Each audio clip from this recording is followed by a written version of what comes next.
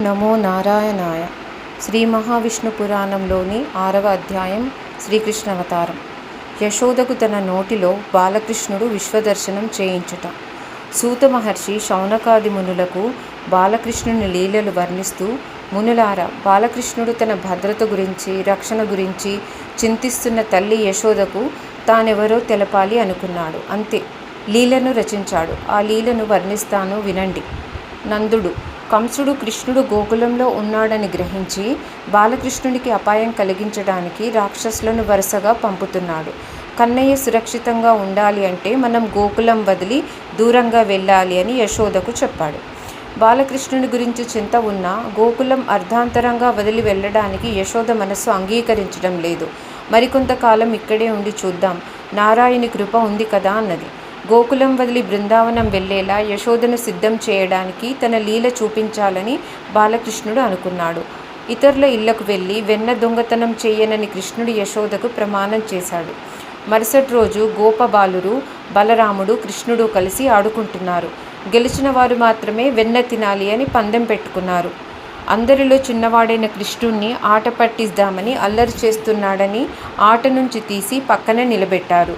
గోపబాలురందరూ కృష్ణ వెన్న తినలేడు అని వెక్కిరించసాగారు. కృష్ణుడికి కోపం వచ్చింది. వెన్న లేకపోతే ఏంటి, నేను మన్ను తింటాను అంటూ గుప్పిటిలో మన్ను తీసుకొని నోటిలో పోసుకొని తినసాగాడు. బలరాముడు వెంటనే కృష్ణుని పట్టుకొని యశోద దగ్గరికి తీసుకెళ్ళి, యశోదమ్మ చూడు, కన్నయ్య మన్ను తింటున్నాడు అని కన్నయ్యను అప్పగించి ఆడుకోవడానికి వెళ్ళిపోయాడు. యశోద కృష్ణుని వంక చూసింది. నోటి చుట్టూ మన్ను అంటుకొని ఉంది. నోరు బిగించుకొని చేతులు కట్టుకొని కృష్ణుడు నించున్నాడు. యశోదకు చూసి కోపం వచ్చి, కృష్ణ, మన ఇంట్లో కావలసినంత వెన్న ఉండగా మట్టి తినేంత అవసరం ఎందుకు వచ్చిందిరా? ఎంత మన్ను నోటిలో ఉందో. నోరు తెరు అని అడిగితే తెరవనన్నట్టు తల అడ్డంగా ఊపాడు. తెరవకపోతే కొడతాను అన్నట్టు చేయి ఎత్తింది. భయపడినట్టు బాలకృష్ణుడు నోరు విశాలంగా తెరిచాడు.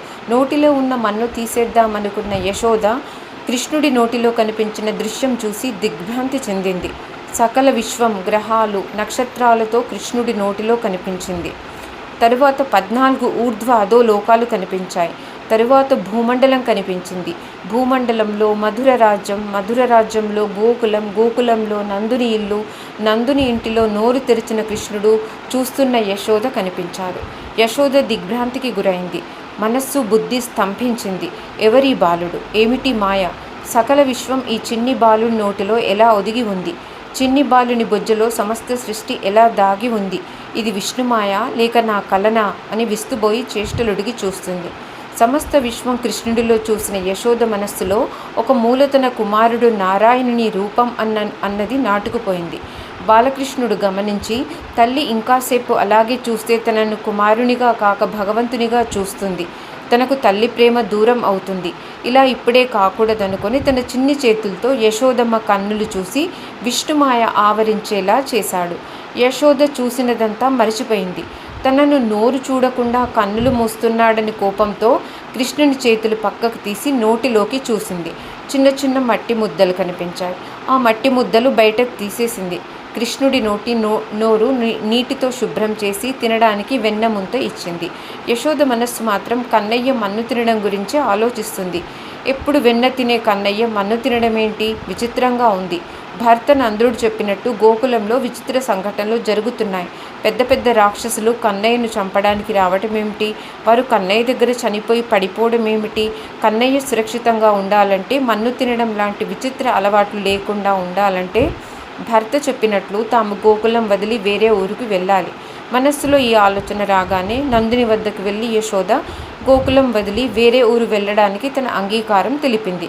మంచి రోజు చూసి నందుడు, గోకులవాసులు తమ కుటుంబాలను తీసుకొని ఎడ్ల బండ్లపై ఇంటి వస్తువులు, పశు సంపద తీసుకొని గోకులం వదిలి బయలుదేరి వెళ్ళారు. నారద మహర్షి సూచించినట్లు బృందావనానికి చేరారు. అక్కడ నివాసాలు ఏర్పాటు చేసుకొని నివసించసాగారు.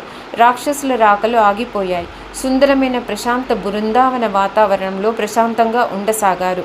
వయస్సు పెరిగే కొద్దీ కృష్ణుడి అల్లరి ఎక్కువ అవటంతో నందుడు బలరామకృష్ణులను గోపబాలకులతో కలిసి ఆవులను మేపడానికి సమీప వనాలలోకి పంపసాగాడు. మొదట యశోద ఒప్పుకోకపోయినా నందుడు కృష్ణుడు కొంట చేష్టలు మాని కుదురుగా ఉంటాడని నచ్చ చెప్పటంతో ఒప్పుకుంది. తినడానికి తినుబండారాలు, భోజనం మూటకట్టి యశోద ఇచ్చేది. యమునా తీరాన బృందావన ప్రకృతి కృష్ణుడికి బాగా నచ్చింది. వెదురు చెట్టు నుండి వెదురుగడ తీసి మురళిగా చేసుకున్నాడు. గోవులను మేతకు వదిలి గోపబాలులతో చెట్లపైకి ఎక్కి చెట్టు కొమ్మపై కూర్చొని వేణువుతో మధురగానం చేయసాగాడు. గోవులు, దూడలు, చెట్లు, వనంలోని జంతువులు, పంచభూతాలైన భూమి, ఆకాశం, వాయువు, నీరు, అగ్ని గోపబాలులతో కలిసి మురళిగాన మాధుర్యానికి పరవశించేవారు. చూసేవారికి ప్రకృతి వేణుగానానికి నాట్యం చేస్తున్నట్లు ఉండేది. మధ్యాహ్నం భోజనం కృష్ణుడు, బలరాముడు గోపబాలులతో కలిసి చేసేవాడు. అందరూ తెచ్చుకున్నవి అందరూ పంచుకొని తినేవారు. తారతమ్యాలు లేకుండా నందుని కుమారుడు తమతో కలిసి భోంచేయడం చూసి గోపబాలురు భక్తితో తన్మయులయ్యేవారు. గొప్పవారి బిడ్డడైన కన్నయ్య తమలాంటి సామాన్యుల పిల్లలతో నేల మీద కూర్చొని తాము తెచ్చినవి తింటూ తను తెచ్చినవి తమకిస్తూ భోజనం చేయటం వారికి ఆనందం కలిగించేది. ఇళ్లకు వెళ్ళి తల్లులకు గొప్పగా చెప్పేవారు. తల్లులైన గోపికలు కృష్ణుడు తింటున్నాడు అన్న ఆనందంతో మరింత రుచిగా చేసి ఇచ్చి పంపేవారు. సాయంత్రం రాగానే కృష్ణుడు మురళి వాయిస్తూ గోపబాలురు వెంట రాగా ఇంటికి బయలుదేరేవాడు. ఆ మురళిగానం విని ఎక్కడెక్కడో మేస్తున్న గోవులన్నీ తమ దూడలతో సైనికుల్లాగా కృష్ణుడిని అనుసరిస్తూ వెనక వచ్చేవి. ఓం నమో భగవతే వాసుదేవాయ.